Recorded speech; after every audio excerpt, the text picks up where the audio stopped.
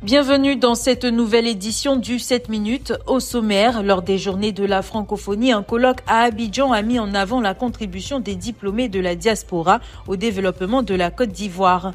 Le projet Zefatan, Energy in a Box, a expérimenté avec succès des générateurs éoliens zéro émission en Côte d'Ivoire et aux Fidji. Et pour lutter contre l'abandon scolaire dû à l'éloignement des écoles, la fondation ATEF au Maïs et le groupe Loxea ont fait don de 2 bus climatisé au collège moderne de Godiabré, situé à 3 km de Gagnoa.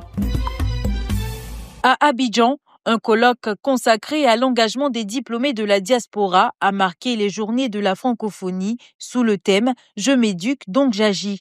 L'événement a été organisé par l'Université Senghor et le Réseau international des diplômés de la diaspora.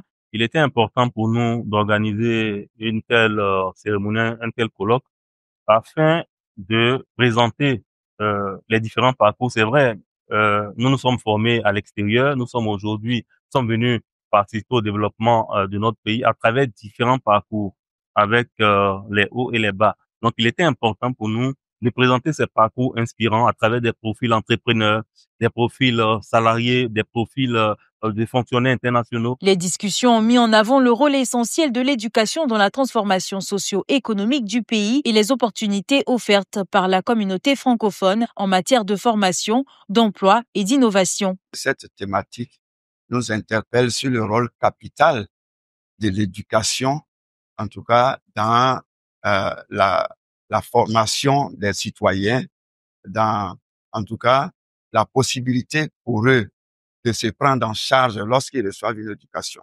Avec plus de 2000 membres, le RID facilite chaque année l'emploi de 50 personnes et accompagne plus de 100 jeunes dans leur mobilité internationale vers la France, l'Allemagne et d'autres pays partenaires. De son côté, l'État ivoirien investit 146 milliards de francs CFA pour renforcer la formation professionnelle, un levier clé pour répondre aux exigences du marché du travail et accélérer le développement national.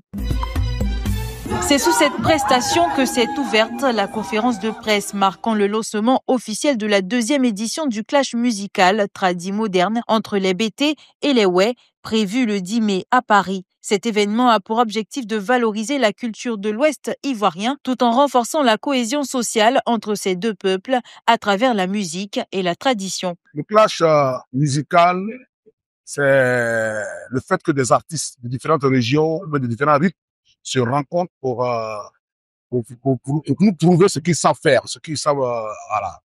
Donc, c'est ce qu'on veut organiser en mai à Paris avec les Way et les BT. Le but, c'est de promouvoir la culture, c'est de promouvoir l'identité culturelle ivoirienne. Les BT et les Way se sont montrés enthousiastes face à cette initiative, chacun étant déterminé à défendre avec fierté sa culture lors de ce clash musical. Je me réjouis seulement de cette initiative.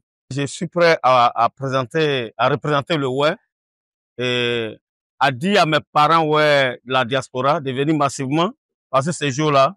Je vais montrer quelque chose à la jeune génération BT.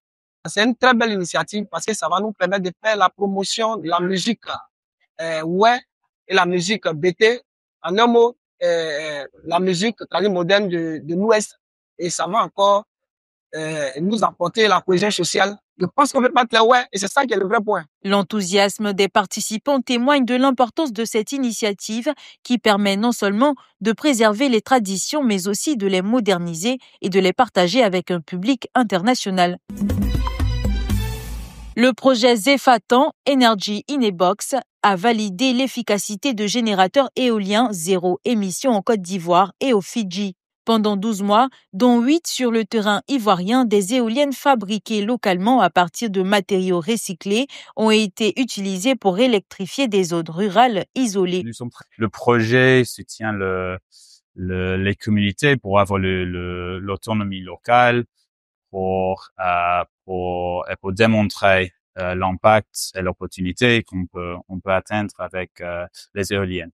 Ces éoliennes ont prouvé qu'elles peuvent remplacer les générateurs à pétrole pour recharger des batteries 12 volts, offrant ainsi une solution plus propre et durable. Nous sommes à la fin du projet aujourd'hui, donc c'est maintenant que nous sommes en train de chercher à voir comment aider les communautés à reproduire ce qu'ils ont appris ici. Déjà, nous avons une communauté près de Mans, dans le village de Siaba, et de Petit Massa, où les gens commencent à concevoir eux-mêmes, créer des liens avec les membres de la casse de Anemambo ici à Abidjan pour faire une chaîne de valeur où ils vont pouvoir reproduire les éoliennes à distance. Et c'est le concept à long terme du projet, c'est de créer des zones régionales à travers la Côte d'Ivoire où les gens vont produire eux-mêmes leurs propres éoliennes pour alimenter justement les villages sans courant. Ce projet constitue une avancée pour la Côte d'Ivoire en démontrant le potentiel des énergies renouvelables pour l'électrification rurale. Conscient des abandons scolaires liés à l'éloignement des écoles, la Fondation ATEF au Maïs et le groupe Loxea ont fait don de 2 bus climatisés au collège moderne de Gaudiabré. C'est avec un immense plaisir et une profonde gratitude que nous nous réunissons aujourd'hui pour célébrer un moment important dans la vie de notre établissement. C'est l'acquisition de 2 bus scolaires. Cette réception marque une étape significative dans notre engagement à offrir à nos élèves des conditions de transport optimales et sécurisées. Monsieur le directeur général de l'OCA, le geste que vous avez posé en offrant gratuitement ces 2 cars au lycée moderne de Gaudiabré n'a pas de prix. Par ce geste, vous apportez une contribution très importante à la scolarisation de nos enfants. Pour garantir la durabilité de cette initiative, le député maire de Gagnoa a promis une subvention pour l'entretien des véhicules et la rémunération des chauffeurs. Ce geste symbolise l'engagement du groupe Loxea à améliorer les conditions d'apprentissage en Côte d'Ivoire, particulièrement à Gaudiabré où la Fondation ATEF au Maïs a construit ce collège vert situé à 3 km de Gagnoa. Nous croyons fermement que l'éducation est le moteur principal du développement. Ces bus ne sont pas seulement des moyens de transport, ils incarnent notre volonté de contribuer à une société où chaque enfant a les mêmes chances de réussir. Grâce à ces bus, le chemin vers l'école ne sera plus un obstacle pour ces élèves. Désormais, la distance ne dictera plus leur avenir. C'est la fin de cette édition. Merci de l'avoir suivi. L'information continue sur cette info et sur www.cetinfo.ci.